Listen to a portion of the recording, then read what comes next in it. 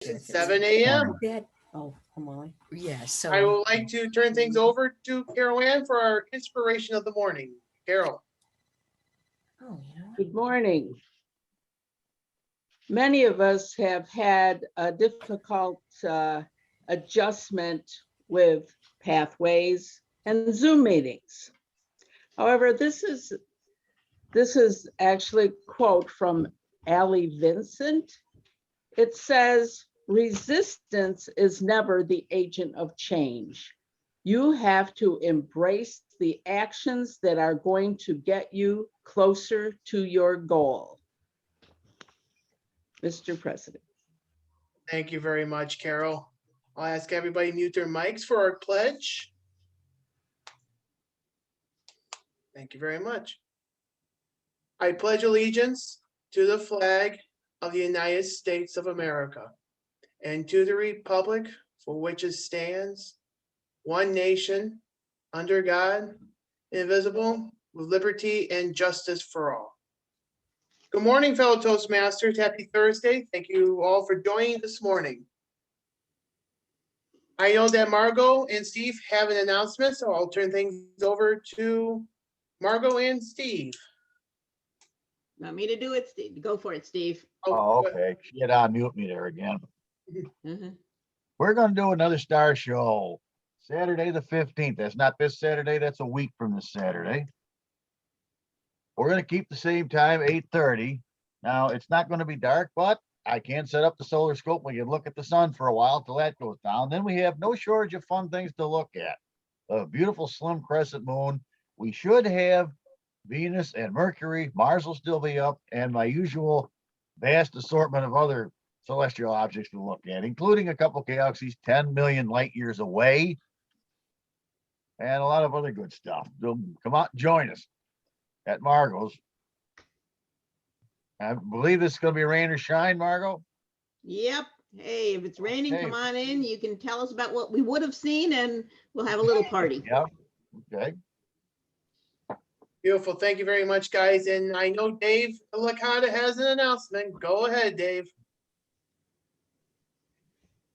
I had breakfast last Friday at Tom's Diner. The owner came out to engage me. He was happy to see me. I told him to get some Wi-Fi in there. So he's working on it. He's going to check with his landlord. The Sunrise Optimist Club, of which I'm also a member, is going back in there on Wednesday, June 2nd. So we can follow them in when things as things crawl back to what we're used to. But I have been in contact with them, and they did a lovely article about Tom's Diner because they won an award from State Senator Ort because they got through the pandemic so well. And she mentioned us in the article, which was great publicity because it came from a third party rather than from us. Thank you very much, Mr. President. Thank you very much, Dave, for that wonderful announcement. Are there any other announcements from the floor this morning? All right. Well, before I forget, since we know we run short on time at the end of the meeting, I would like to note that our Toastmaster for next week is Dr. Muhkles Rahman. So I know Dr. Rahman will have a theme hopefully in the next week or so. And we like to say good morning, Chris. Chris, are you a guest or are you now a member? Open for, please unmute. I Member. think I'm a member. Yes, you are. All right. Yay. Congratulations and welcome aboard. Thank you. You're welcome. My Now- husband thinks I'm crazy for getting up this early, but you know. All right. Now I'd like to turn things over to our Toastmaster today, who's going to tell us about a murder mystery. Margo BITTNER is our Toastmaster. Take it away, Margo. Thank you, President Eric. Good morning, everyone.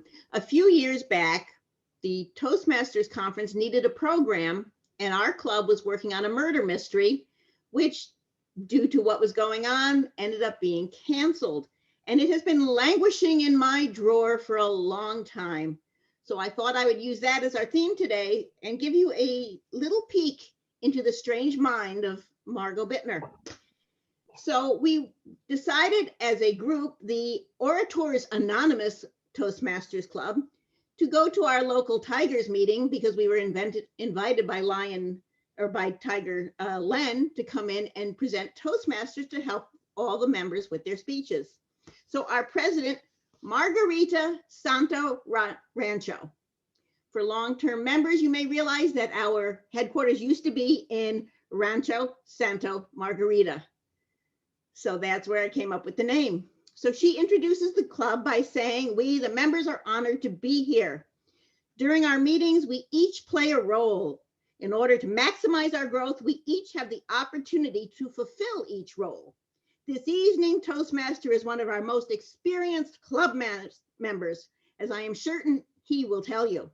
It will be his responsibility to lead the meeting, to keep things moving, and to make certain that everyone understands what is happening. He is also supposed to lead the applause so every member feels valued, not just the Toastmaster of the day.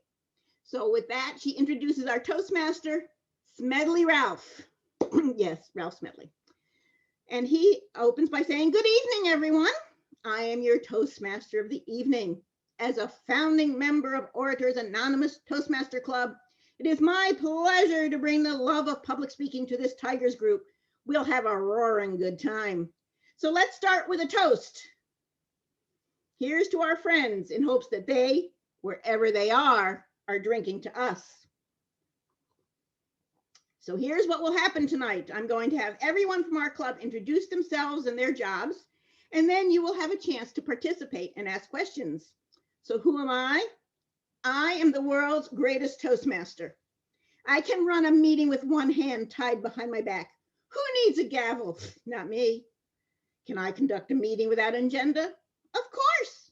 In fact, this club is lucky to have me.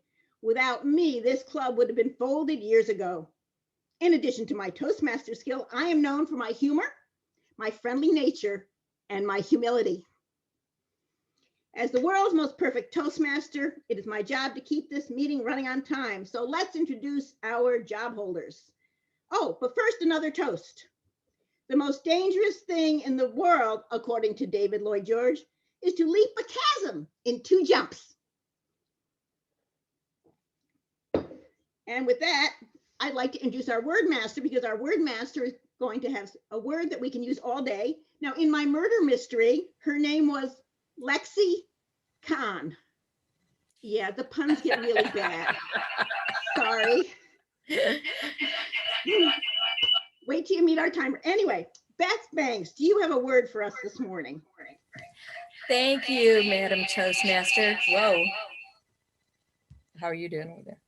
We're having technical difficulties. Okay. I don't think so. It's not just us. Okay, not just us. You're good. You're good. Okay, the word for today is conundrum. A conundrum is a riddle, especially one whose answer makes a play on words, or a puzzling question or problem.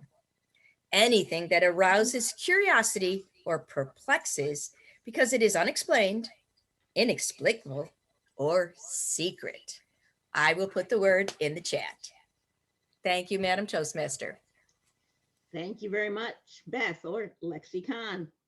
Now, we have to have a general evaluator because I'm going to get that one right out of the way. Now, in my murder mystery, that was Sid Sidler. So, Zig Ziglar.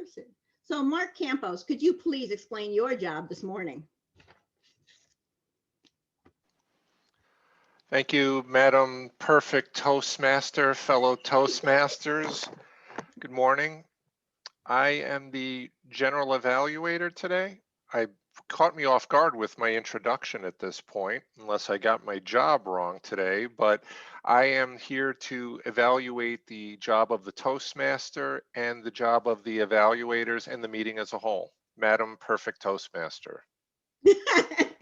Thank you, Mr. General Evaluator. Now, in my murder mystery, and I'll introduce you to more of my characters as we go on, we had to have an master, of course, and our master was Aaron Andrews.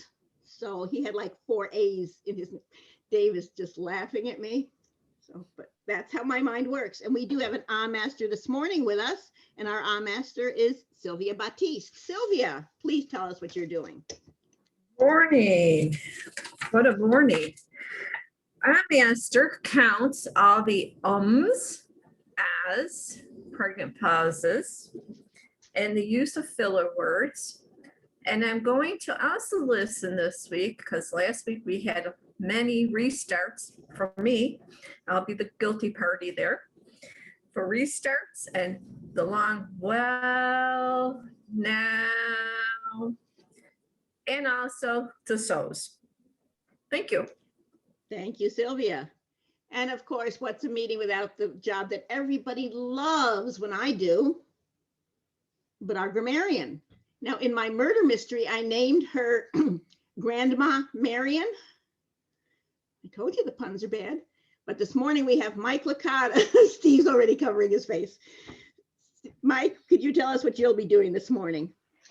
Good morning, Madam Toastmaster, fellow Toastmasters. For our guests as well, my job this morning as grammarian will be to count the positives of the English language along with some of the things that don't sound right to my ear. So it is a giant listening exercise. Thank you very much. Thank you, Mike.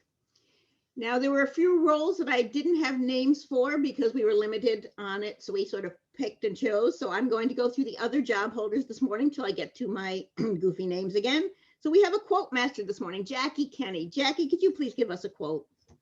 Thank you, Madam Toastmaster, Madam Perfect Toastmaster. There was no conundrum in choosing quotes. I had no problem at all. From Sean O'Casey, all the world's a stage, and most of us are desperately unrehearsed. From Albert Finney, to be a character who feels a deep emotion, one must go into one's memory vault and mix in a sad memory from one's own life. And on my Shakespeare mug, I found self-love, my liege, is not so vile a sin as self-neglect. Thank you, Madam Toastmaster. Thank you. And I had a slight conundrum because I did not have a jester. So I would like to thank Samir for stepping forward and being my jester. Samir, do you have a jest for us this morning? Sure. A mole, a creature normally blind from birth, once said to its mother, "I know I can see." His mother placed a piece of strong smelling frankincense in front of him and asked, "What is it?" The young mole said, "It's a pebble." His mother exclaimed, "My son, I'm afraid you're not only blind, but you've lost your sense of smell as well." And another one is, you don't need a parachute to go skydiving. You need a parachute to go skydiving twice. Bit of a conundrum there. And how many mystery writers does it take to change a light bulb? 2. One to screw it in most of the way, and the other to give it a surprise twist at the end. And finally, on theme, researchers for the State Turnpike Authority found over 200 dead crows near the greater airport area recently, and there was concern that they may have died from avian flu. A bird pathologist examined the remains of all of them, and to everyone's relief confirmed it was not the flu. The cause of death apparently was vehicular impacts. But they noticed that it was 98% of the crows, based on paint analysis, had been killed by impact with trucks, while only 2% were killed by impacts with cars. They hired a behaviorist to determine if there was a cause for this, and the behaviorist quickly concluded that the cause was when crows eat roadkill, they have a lookout that sits in a nearby tree warning of impending danger. The conclusion was that while all the lookout crows could say caw, none could say truck. Thank you, Madam Toastmaster. Thank you, Samir.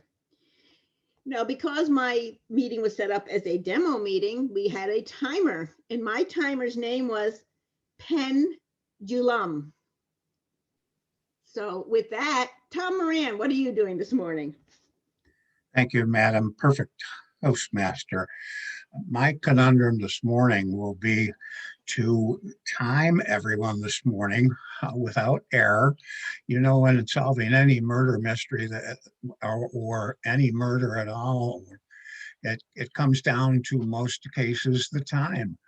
people always ask, well, what time did this happen? What time did that happen? And timing is something that we do in Toastmasters. Everything is timed. Now, this morning I'll be timing table topics from 1 minute 30 seconds to 2 minutes with a 15-second buffer on either side. You'll get a green light at 1:30, yellow light at 1:45, and a red light at 2 minutes. The speeches, of course, will be timed at whatever the time for the speech is.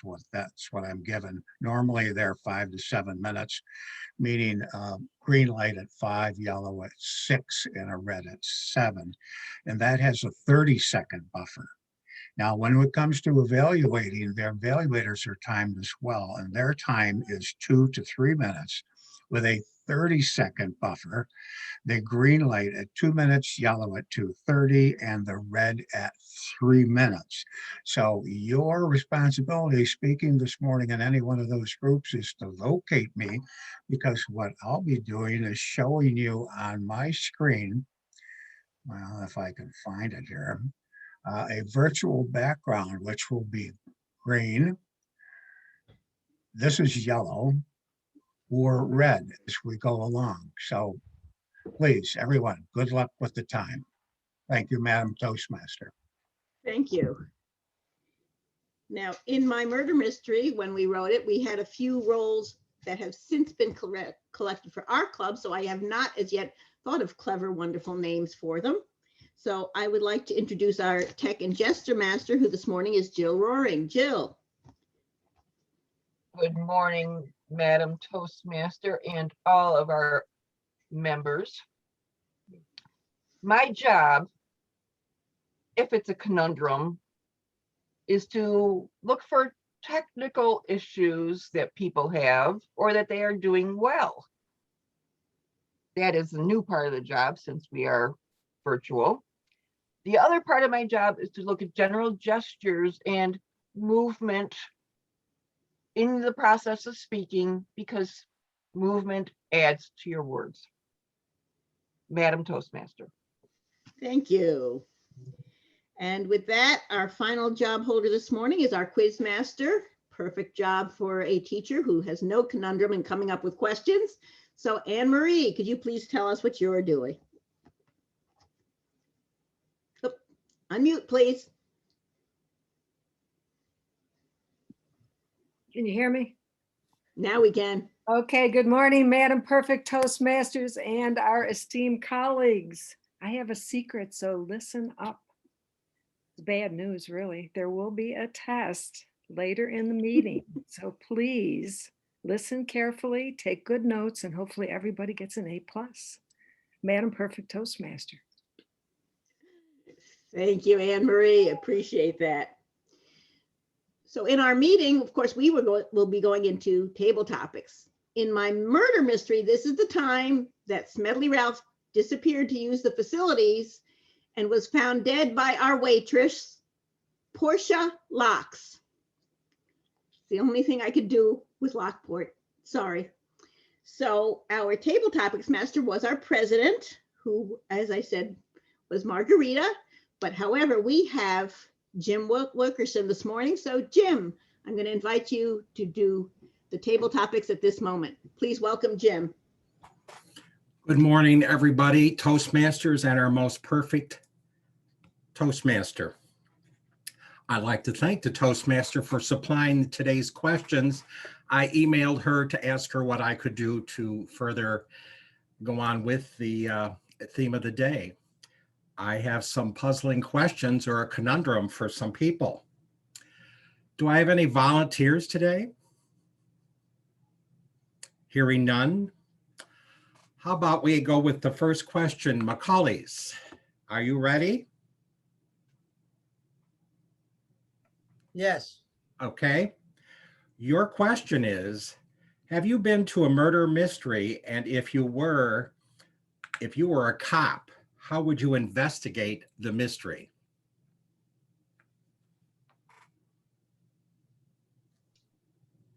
A murder mystery. It happened at the Senior Center in Niagara Falls. one of the members were murdered. Not only murdered, the head was chopped off. She came in riding on a horse, and everybody took a run. They called the police. Policemen came and asked everyone to be quarantined, just like COVID quarantine. It was a big conundrum as to how do you find the killer. Actually, she was caught stealing money from another member. And then that member who lost the money arranged a group to put a murder mystery. And in the process, they enacted the act of chopping the head off. Everybody was surprised and shocked. Oh yes, there was no blood, just so you know. After the police inquiry about the theft, and everybody was getting anxious to find out who the murderer was, the murdered person had popped out of the hole into view because she just ducked into the hole. So she was not actually murdered. It was just a mystery play for entertainment of the senior citizen. Thank you, Jim, for the question. Thank you, Muhkles.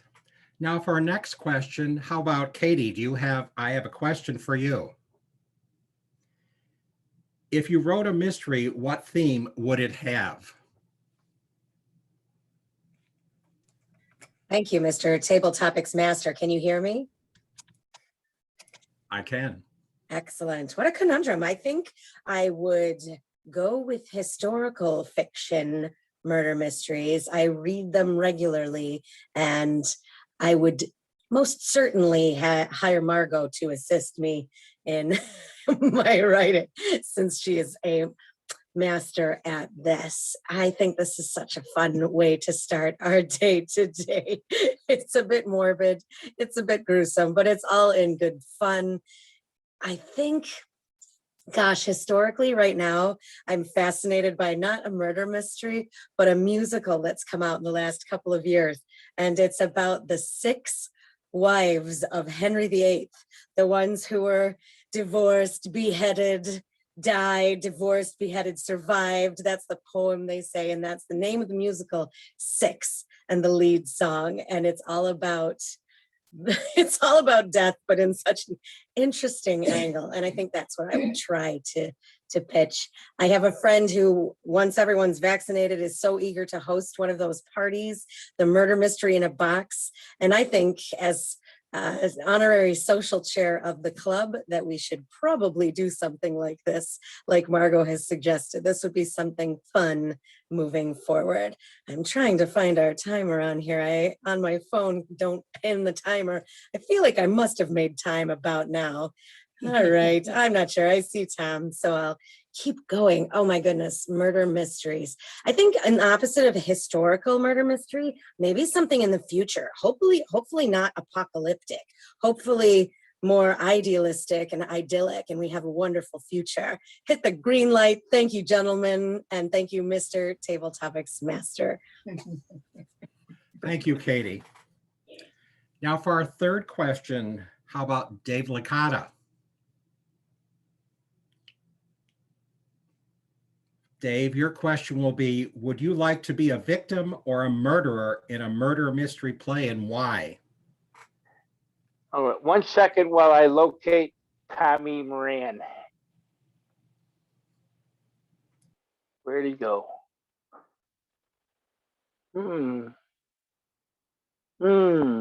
Nice house today, nice crowd.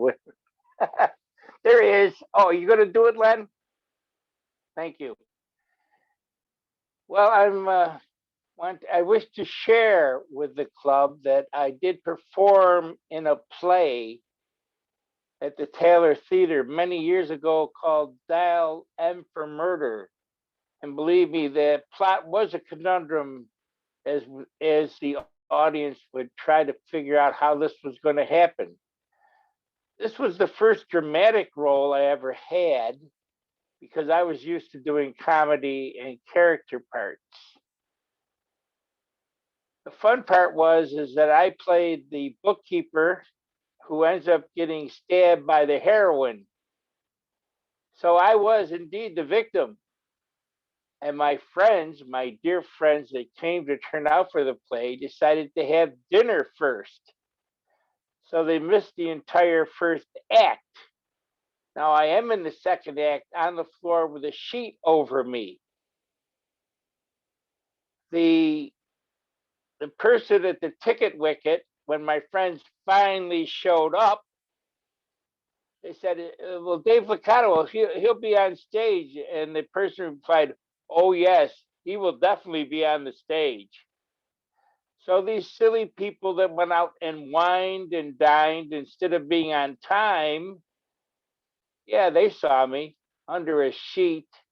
They might have seen my shoes, but that was about it. I have been in one murder mystery with the old Toastmaster murder mystery players. And I filled in for our dear friend, Gene Campbell. And I was so upset and so nervous about this is that I kept leaving the set and using the men's room, which made the cast laugh. The audience got a big kick out of that. And they said, oh my God, he's really like that. I just saw him in the men's room. So that's my story. I'm sticking to it. Thank you very much, Mr. Table Topics Master. Thank you, David. That's all my question today, and I'll turn it back to our most perfect Toastmaster. All right. Thank you very much, Jim. Appreciate that. Gosh, this is great for my ego this morning. Dave, you also were in a murder mystery with me, as was Tom and Kate and Nancy and Steve. Steve is one of my regulars, so if we can have some fun with that. I will call for the two reports now. May I please have a timer's report from Tom Moran? Certainly, Madam Perfect Toastmaster. Muhkles this morning spoke for 1 minute, 52 seconds. Katie for 1 minute, 37 seconds. And David for 2 minutes and 6 seconds, all qualifying for table topics under the timing criteria. Thank you. Thank you. And I see Beth is ready to give her report. Beth. Thank you, Madam Perfect Toastmaster. Oh, we were having technical problems still. All three of our table topics speakers qualify. They all use the word conundrum. Thank you, Madam Perfect Toastmaster. Thank you. And so while we are voting, I would like to give you a little bit of more information on our characters that I've introduced so far. So first of all, let me introduce you to Lexicon. I'm Lexicon and I'm your word master. Give me a W. Give me an O. Give me an R. Give me a D. What's that spell? I can't hear you. Anyway, so the word of the day. I love being word master. It's much easier than that yucky grammarian role or having to pay attention to a silly clock like the timer. And I've only been in Toastmasters for 2 years. I was in this other club, but they wanted you to come every week. Could you imagine spending that much time sitting in one place? Orators Anonymous is so much better. You come every other week, and then I don't miss cheerleading practice. So everybody's wondering how the heck did she come up with that? So let's move on to the speaking portion of our meeting so that we can continue on. And our first speaker is going to be Eric Snyder, and his evaluator is Phil Russell. Phil, could you please share with us what Eric will be doing this morning? Yes, Madam Toastmaster, I am going to be evaluating Eric, and I have his evaluation form in front of me someplace. And here it is. And what's nice is Eric put it up so that I could copy it right from there, and then he'll be able to pick it off right off of the chat room. Now, this evaluation form is for creating effective visual aids. Now, the purpose of this speech is to project to have the member to practice selecting and using a variety of visual aids during a speech. And I am going to look to see how well he uses the visual aids and how well and effectively he does it through his speech. Now, his time, Madam Toast timer, is 5 to 7 minutes. Madam Toastmaster, do you have his title? I do now. Thank you very much, Phil. Yes, Thank it was you. a conundrum when I first started because I didn't, and Eric was kind enough to give me his title this morning. So our president is going to take us on a travel log this morning. It's some place I've been interested to visit, so I can't wait to learn about it. So please help me welcome Eric Snyder with Trip to Jamestown and the National Community Center. Eric. Ma'am Toastmaster, ma'am perfect Toastmaster, fellow Toastmasters, good morning. Good to see you all. Today, we're going to talk about some funny stuff, and where else can you go to find stuff that's hilarious than the Jamestown National Comedy Center? Located down in the southern tier, down where you can enjoy, have some fun. Now, back in October, Kate, Wally, Benny, we took a nice walk, a nice drive down to the Jamestown Comedy Center because we've never been there before. So we decided to go down there, and I was like excited because I really wanted to see this. I always wanted to go. We got in there. Due to COVID protocols, we had to have this little, like a lanyard, and we had to build our profile of what like shows we love to watch, et cetera, et cetera. Then we started walking into the main floor. Now, there was like you go into a comedy show and you're like at a bar, restaurant, you see, like you're like seeing people doing stand-up routines, and you scan your lanyard and it'll pop up on the screen, and seeing different comedians doing different comedy sketches, which I find that hilarious. So we're going to take a nice little trip down, and I have pictures to show you. Now, walking down, you see the history of an art form, talking about all the different humors and comedy and radio, ancient Greek comedy, silent films, literary humor, I'm trying to say. So walking down more, now Dave LICATA is going to be so happy because Betty Boop is in the pictures that I took. So I know Dave LICATA loves Betty Boop. There she is. That got Dave's attention. Now, you can do hands-on experiences. Like there was a table, and you pick an object. Let's say a whoopee cushion. You put the whoopee cushion or any other object on the table screen, and it'll show you what it means and what television shows and movies it was used in. So that's another awesome place to check it out. You see, you got Martian, the Pink Panther. Now, I know Dave remembers this one. And all different outfits, like think that's Jack Benny's wardrobe. I know that'll give Dave's attention.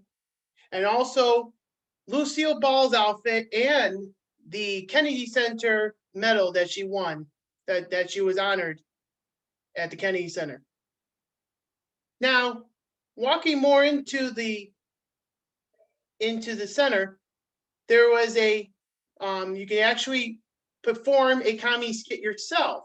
What they have is they have a screen, you put your headphones in, and then you listen to pick a comic sketch, you listen to it, and then you go on stage and actually perform it yourself. It's like karaoke comedy sketch. And I did one of George Carlin.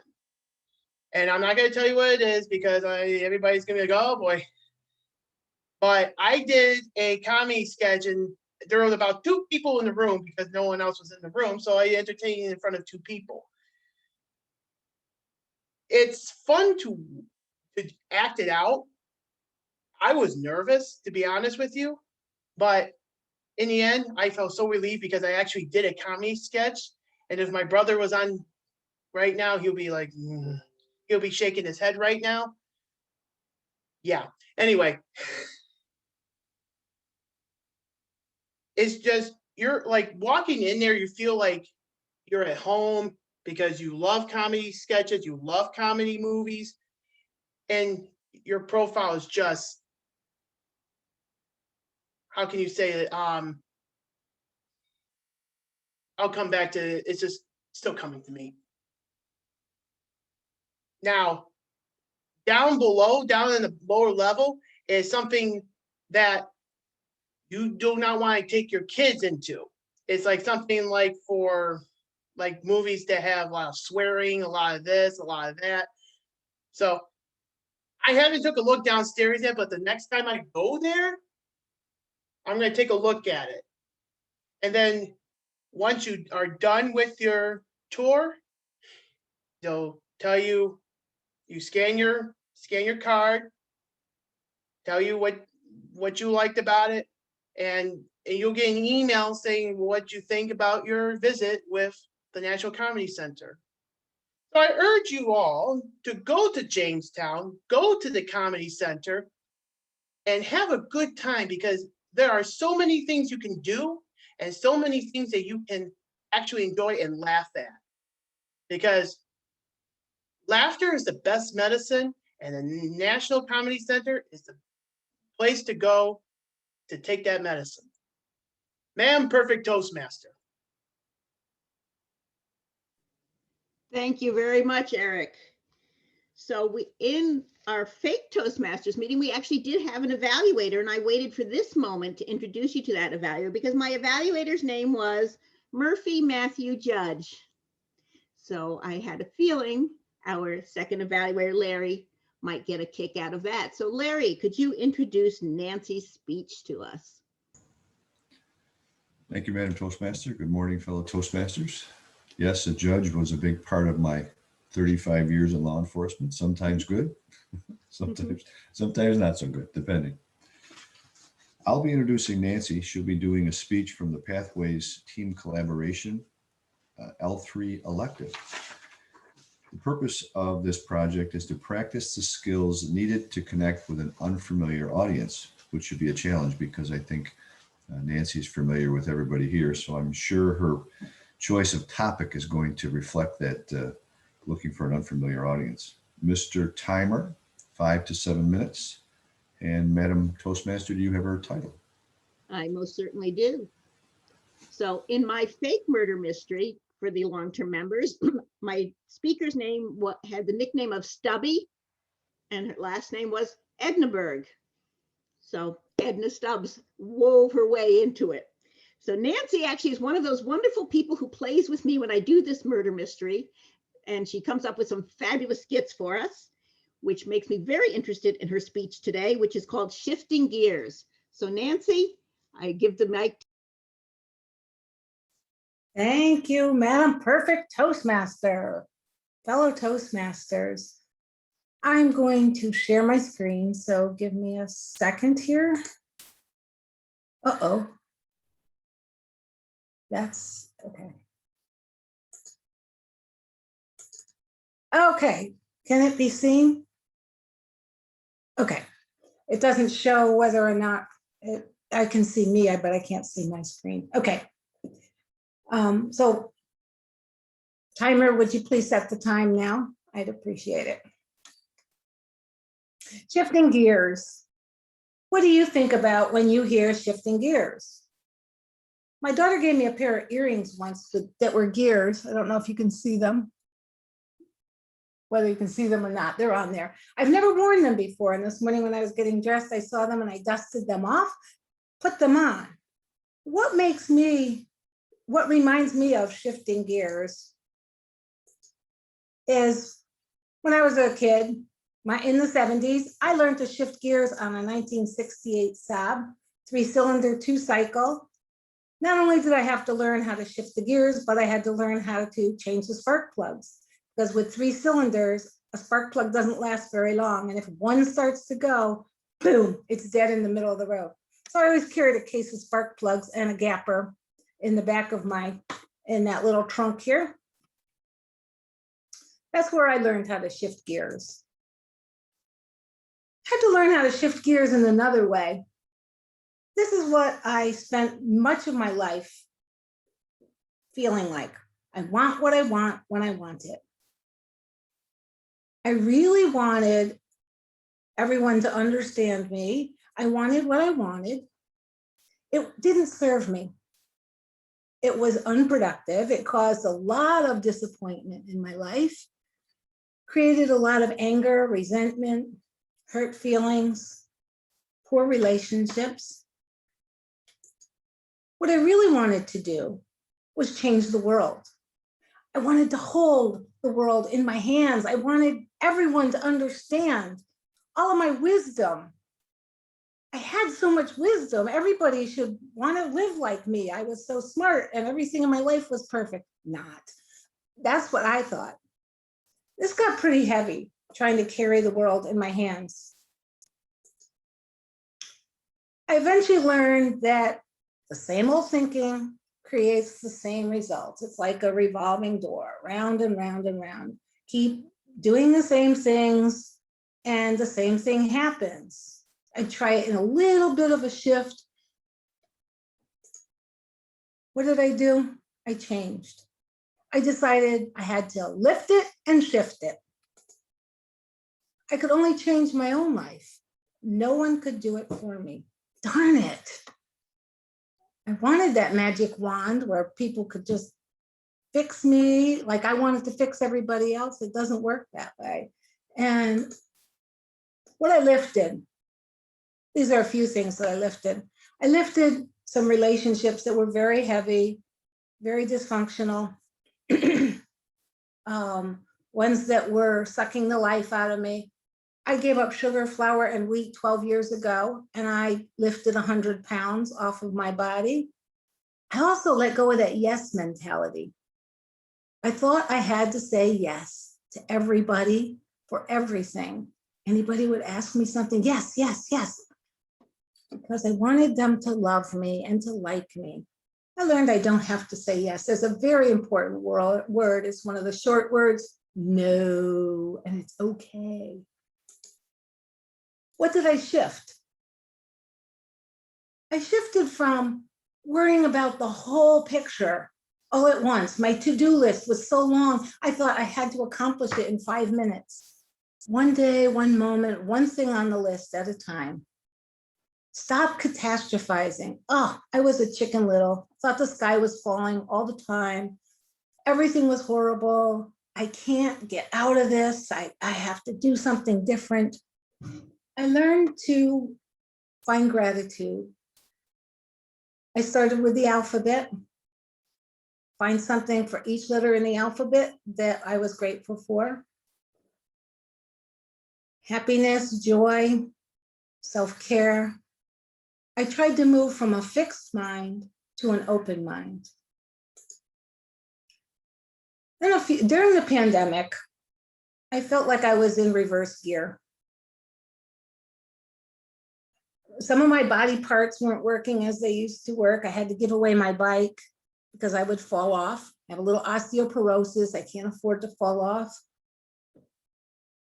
And just being in this pandemic, nothing felt normal or right. There was no drive mode. What I learned to do is not stress. So, oh well. Not stress, and to let the world take care of themselves, let people take care of themselves.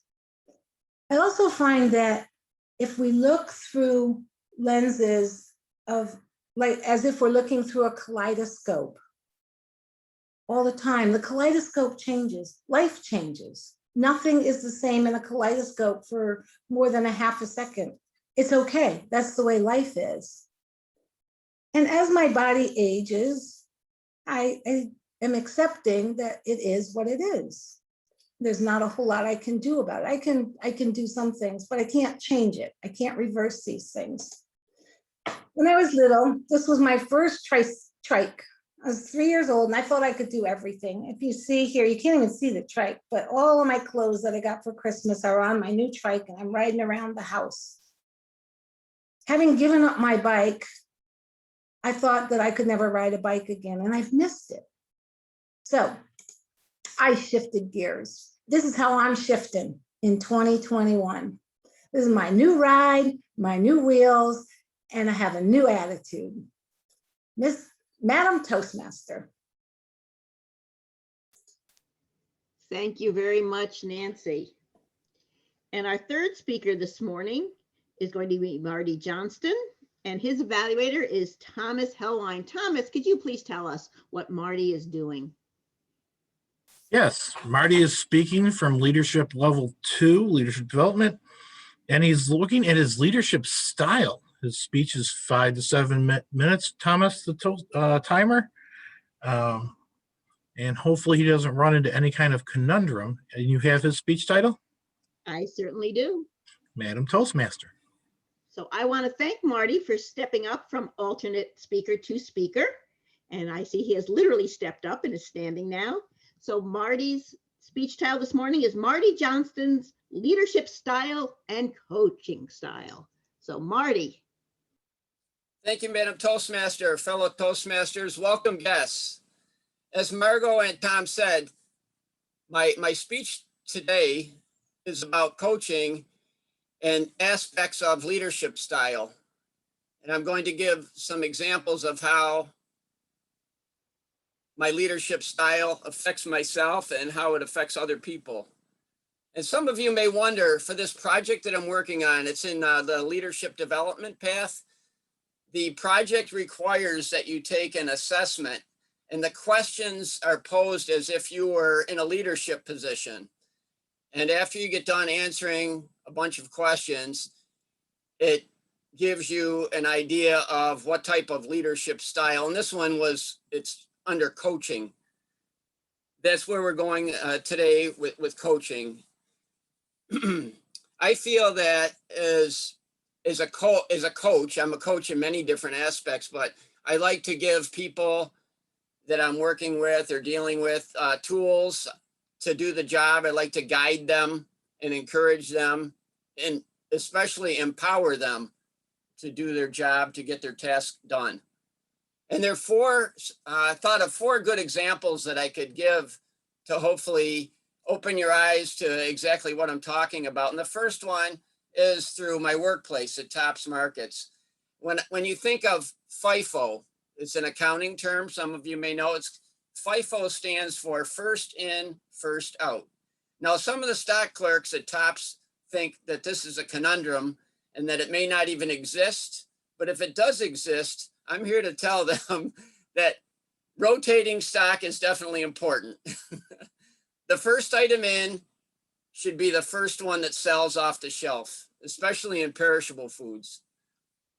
And this affects me because it makes me look bad if a customer comes up to me holding a product that's out of date, you feel about this big, and it impacts the employee by knowing the proper way and understanding that there is a method to the madness of actually stocking shelves in a supermarket. It's not rocket science, but we try to follow FIFO when we're stocking. A second example that I came up with, it actually just happened last night, was I'm coaching my son. I'm coaching my son, Adam, who has his learner's permit. And many of you remember how exciting it was to learn parallel parking? Well, my son Adam is doing just that. And last night we capitalized and we did it. He figured out when to start turning the wheel back and not turning it too much. So you line up behind the other car. So he's got it down. He's got it down in a great manner, I would say. We practiced about a dozen times last night in a parking lot, and he finally got it. And that impacts me. It makes me feel good as I was encouraging him and guiding him and giving some pointers as to when to start cutting the wheel back so you line up fairly even behind the other car and you're lined right up.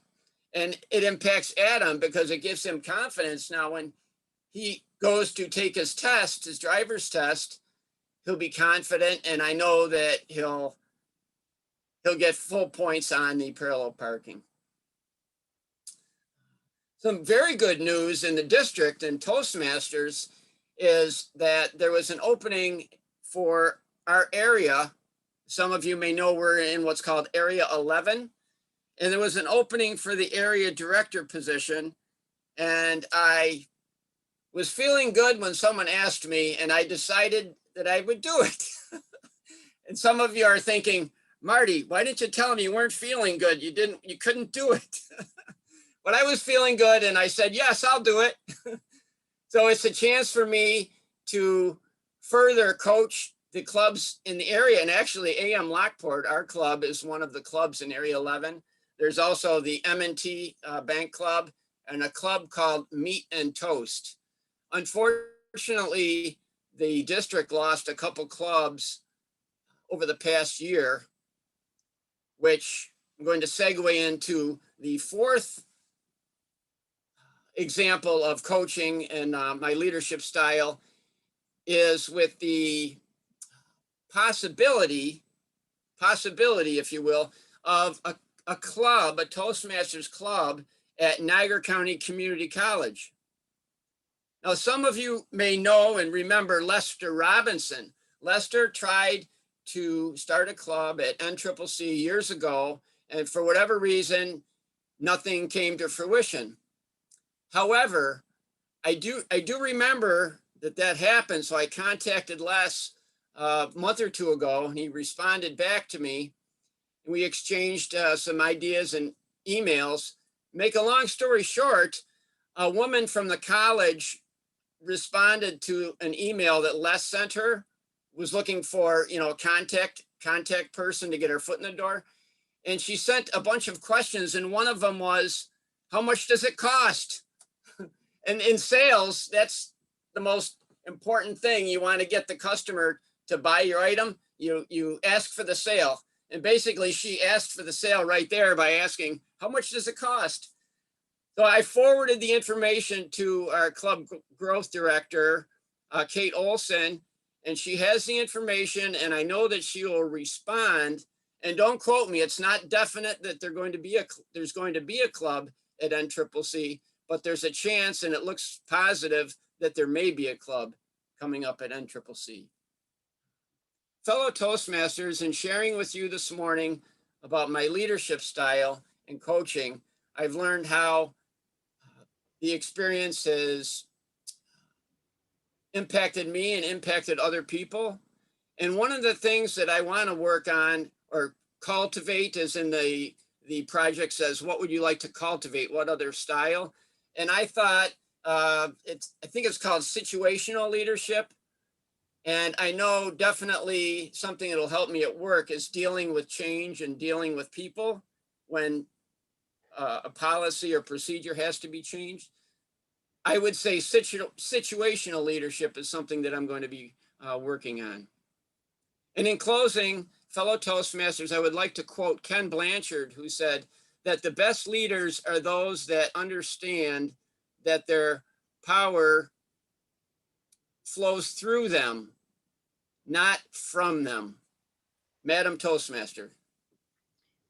Thank you, Marty. Appreciate that.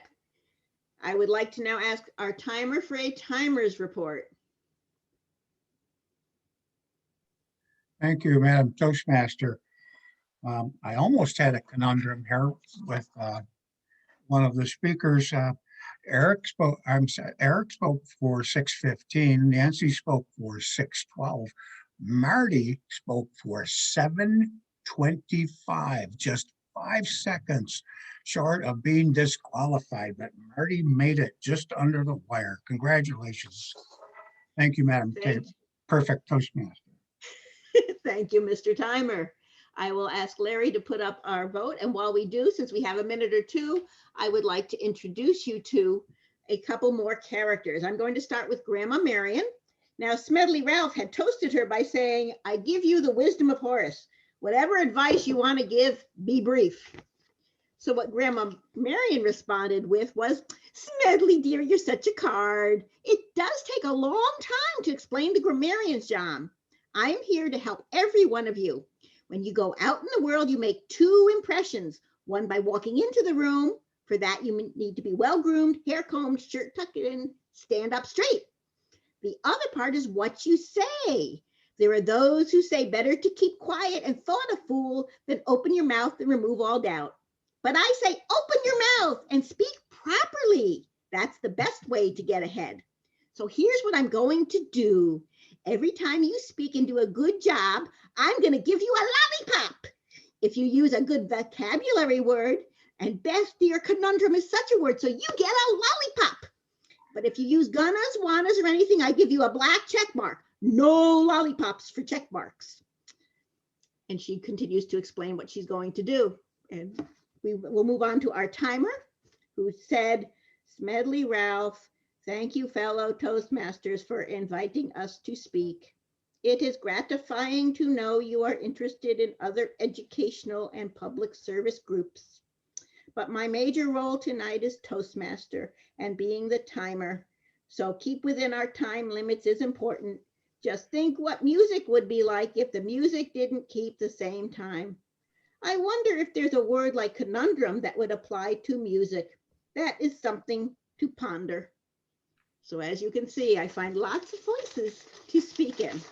In any case, let's move on to our 3 evaluators. Our first evaluator this morning is Phil Russell.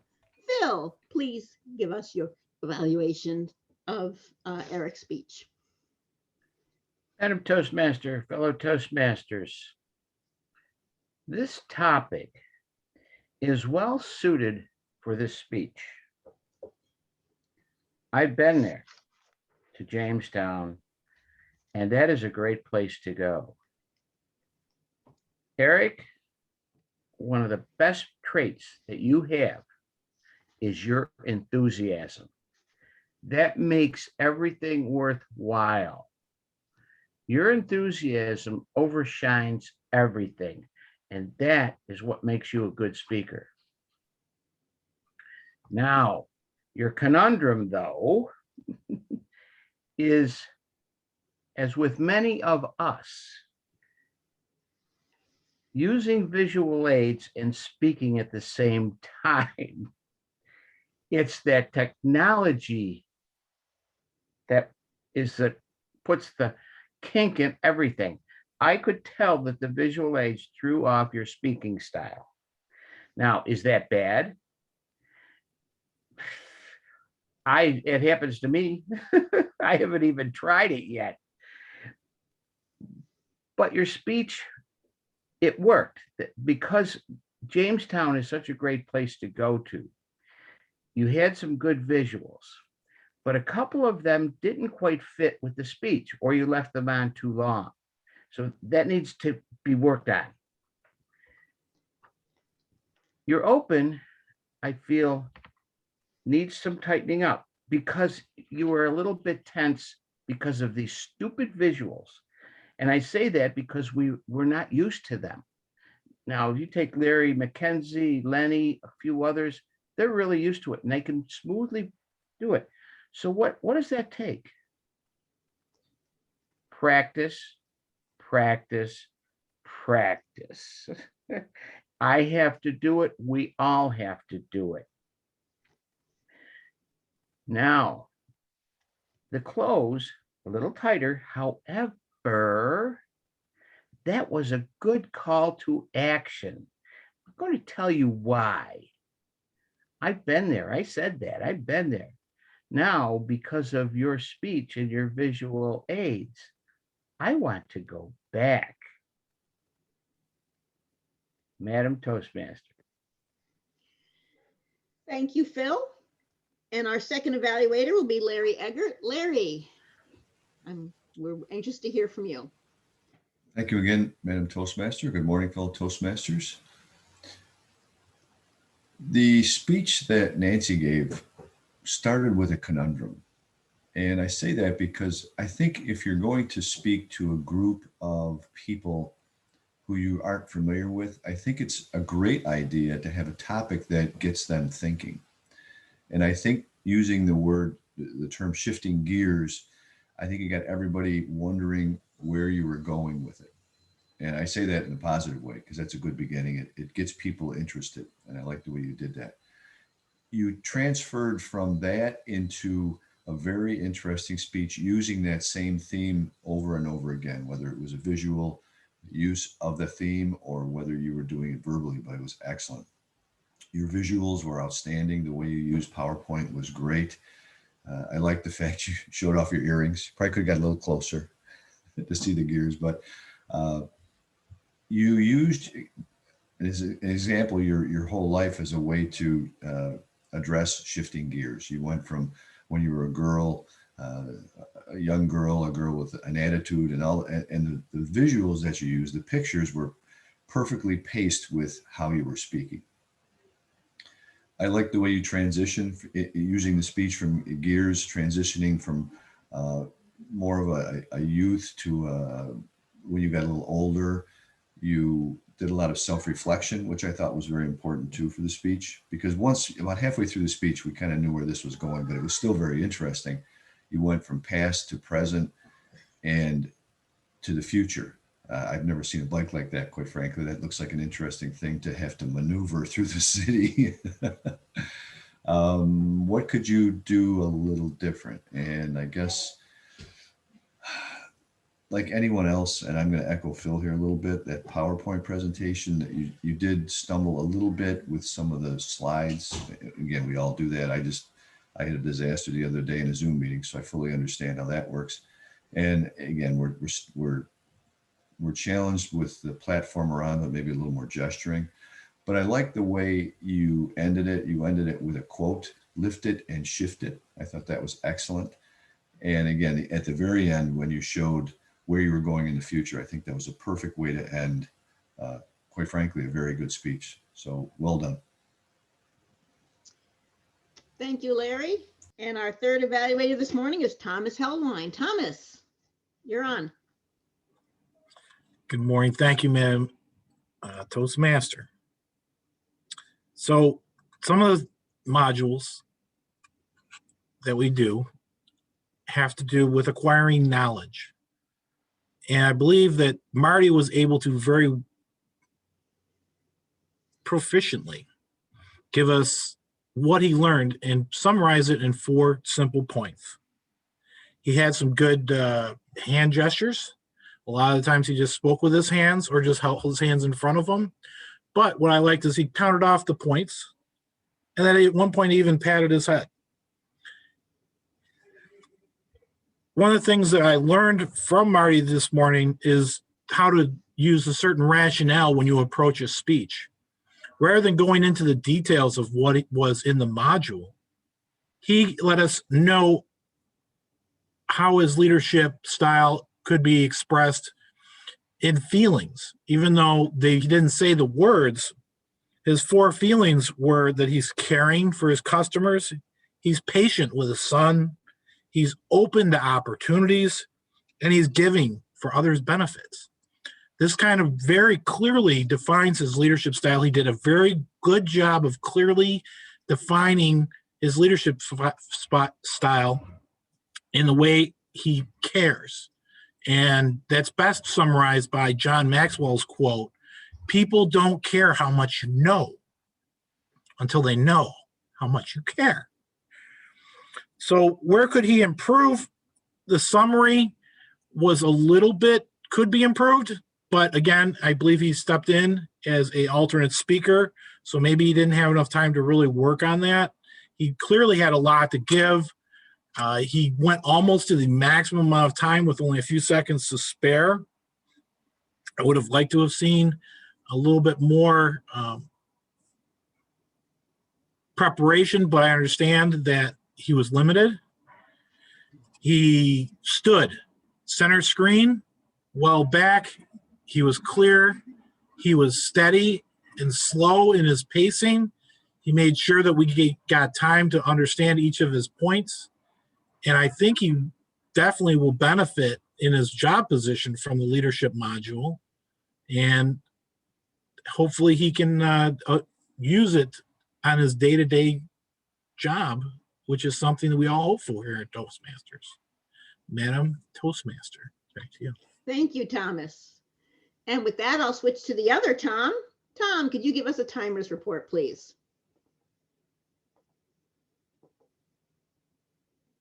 Yes, Madam Perfect Toastmaster. My final timing report is on the evaluators this morning, and there is no conundrum here to report.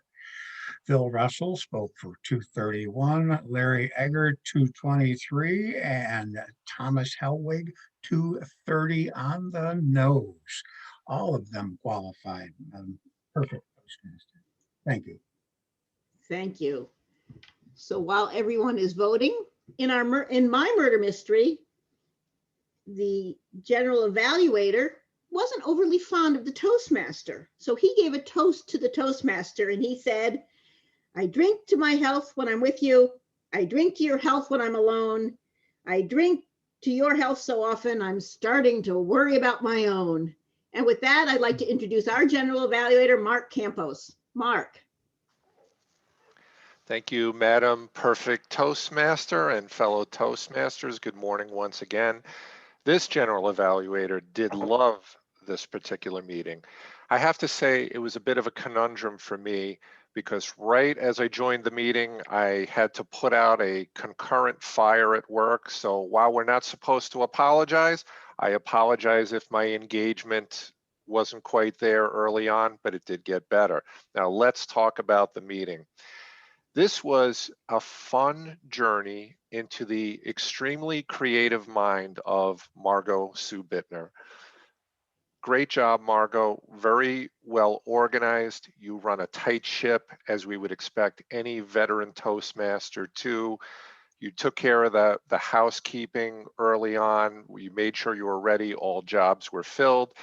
And it's helpful with the web portal, the way the agendas are, to have all the speaking information, but I do want to give you credit for being prepared with all the speech titles and introductions. Now, on to the evaluators. And I looked at the evaluators through a little bit different lens this morning. Bear with me. So let's start with Phil. I'll preface this by saying I've taken some fun ribbing over my NASA mission control headset. So I decided to evaluate the evaluators in that regard. And look at this guy. Phil, you bring a very strong headset game. Well done. Well done. I am not worthy.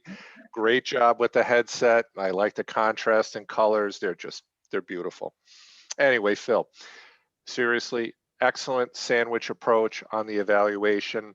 I thought your feedback was spot on, both supportive and constructive feedback. You mentioned the PowerPoint issues. One thing I was looking for you to specifically mention, and I think it's good for everyone else's benefit, there was a contrast between how Eric used his PowerPoint and Nancy used hers, in that the difference being you going to the slideshow mode. It makes it so much easier to see the visuals. You're not distracted by the menu options of PowerPoint or anything on the side. So that would be one thing I would have added to the evaluation. Now on to Larry. Larry went for the more subtle earbuds, very stylish Larry.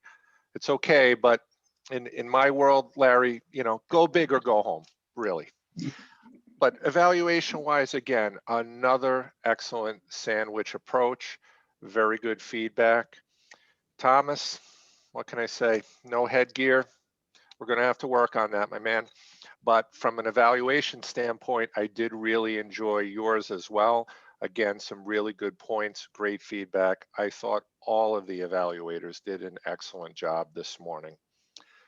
With that, Madam Perfect Toastmaster, would you like me to call for reports or would you like that honor yourself? Whatever you like. You have the lectern, so to speak. I do, don't I? So therefore, I guess I will call for reports then. And we will begin with our grammarian, Michael LICATA. Michael, how did we do today? Thank you, Matt, Mr. General Evaluator. Many strong speakers this morning, so I think that I think it was a great exercise in listening. Muhkles used enacted. I love that as a verb, and then he used the words to describe his experience. Kate, I noticed you said master at this to finish a sentence. Just master at it or something else, so you don't leave that dangling. Eric, I noticed right off the bat with your speech this morning, you dropped a couple of G's and you used so as a connector. And you also used etc. twice. You only actually didn't say it once.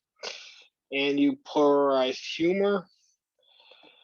Nancy did a great job of building towards her speech, using words and describing her first car. I thought the idea of lift and shift is also a great metaphor or a great way to compartmentalize and enact change. Marty, I thought FIFO was a great word. You used and as a connector a lot and going into everything. Phil used however as a great connector. Thomas, I thought your quote you used was great in your evaluation. And that is my report for this morning. Thank you, Mr. General Evaluator. Thank you, Michael. Our tech and gesture master, Jill.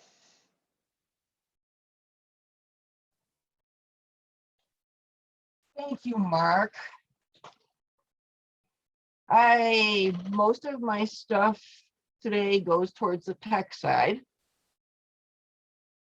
I counted 9 people that have virtual backgrounds today.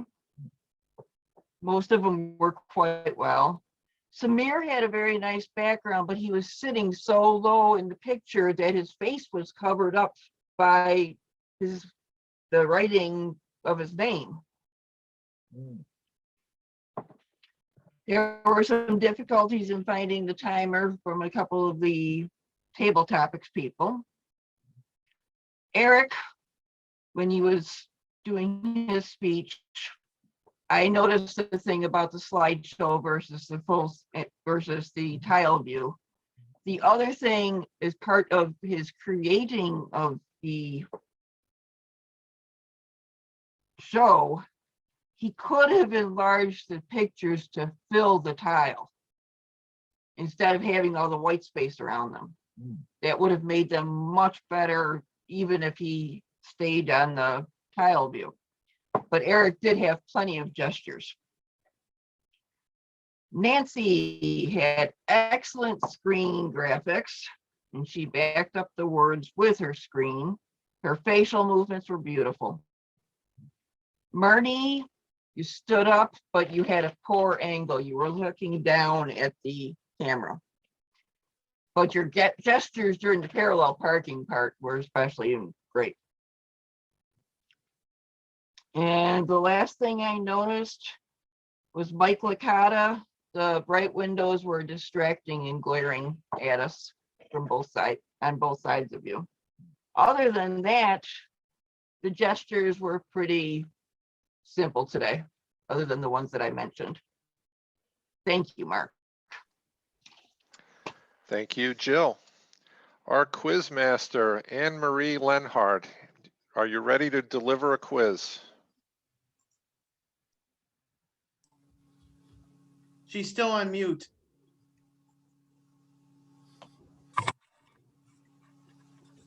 Can you hear me? Yes. Good morning again, fellow Toastmasters. I have constructed a quiz of 10 questions, and I want you to keep track of what your grade is. If you get 9 or above right, you're in the A range. If it's 7 to 8, it's a B range. And if it's below 6, it's the C range, and we won't talk about the D or F range. So question number 1, Katie, when asked about historical murder mysteries, mentions the title of a musical that she liked. What was the name? 6. What's the rest of it? Wives of? No, it's just 6. Six The wives. title is just 6. Oh, okay. I'm Thank- sorry. I have 6 wives of Henry VIII, so you get full credit for just 6. Okay. I'll give that to you. Okay, question number 2. David mentioned his first dramatic role in what play? Dial M for murder. Excellent, Margo. Okay, the star. Eric talked about the comedy center that he went to. What was the name of it? National Comedy. It's a comedy center in Jamestown. In Jamestown. But Excellent. it should be in Waukegan. Well, it's a difference of opinion. Okay. Let's see. David LICATA loves what character according to Eric? Jack Benny. Betty Eddie Boop. Boop. Betty Boop. Excellent. Betty Boop. Not Jack Kennedy. You get 0 for that. It's Betty Boop. Okay. Nancy Ferry's title for her wonderful speech today was 15 years. 15 Gears. Excellent. Okay. And she mentioned that the same old thinking creates what? Same old results. Excellent. Who was that? David say that? That's wonderful. Okay. Marty mentioned the term FIFO regarding the stocking of +items at tops. What does that mean? First in, first First out. in, first out. Oh, that was an easy one. That was a plus. Okay. And Marty's son, he was coaching his son around what activity? Parallel Parallel parking. parking. Excellent. And then according to Phil Russell, what is Eric's best trait? Enthusiasm. Enthusiasm. Enthusiasm. Good. And last but not least, to make sure that you got the A, hopefully you get this right, the 4 qualities of leadership style that Marty shared with us were what? Here. Caring. First one was caring. Second one was Patience. patience. Third was Openness. openness to opportunities. And last but not least, the 4th is Conundrum. Giving. giving. I was evaluating them, so I listened. I was learning. Okay, so mark your cards. And how many people got in the A range? Raise your hands. Oh, David LICATA's the only one? Oh my goodness. Well, you asked two questions about me, which I got right off the bat. You know. Okay, so you had Tom Moran also. You had an unfair. Okay. All right. I just wanted to mention that this is my farewell for the summer because of my work change like I usually do, but I will see you in the fall and I will miss everybody intensely. Madam Toastmaster. You too. Thank you, Dr. Lenhart. If ever a Toastmaster was overqualified to be the Quizmaster, it would be you. And we will miss you this summer. We look forward to having you back. Our master, Sylvia, how did we do today? Well, there's that. Well, not bad, not bad. I did hear a few ahs. Carol Ann at the beginning before she did her inspiration. A few start overs. I think that's the new one for us. Then I had a couple so's from Eric, a start over, using the word twice, and a few ums and a pause. I didn't know Nancy asked the timer to start after she started was getting ready for her, there you go, for her slideshows. So I counted the 2 before, so I'm taking it off, Nancy. Had to start over. There was a using the word 2 times before finishing the thought we're thinking, and a couple so's, about 5. That's what I have for you today. Thank you, Sylvia. Last but not least, our word master, Beth Banks. How did we do with conundrum? Thank you, Mark. Ooh, yes, you need to fix that. Should have been mine. Okay, sorry. I believe we did pretty well with the word today. We had a lot of people use it once. Marty used it in his speech even, and I think that's very difficult to have a speech prepared and then add that word in where it really works. And he did a really good job at that. We have a few people that use the word at least twice. Margot, Tom, Moran, you get the prizes for it.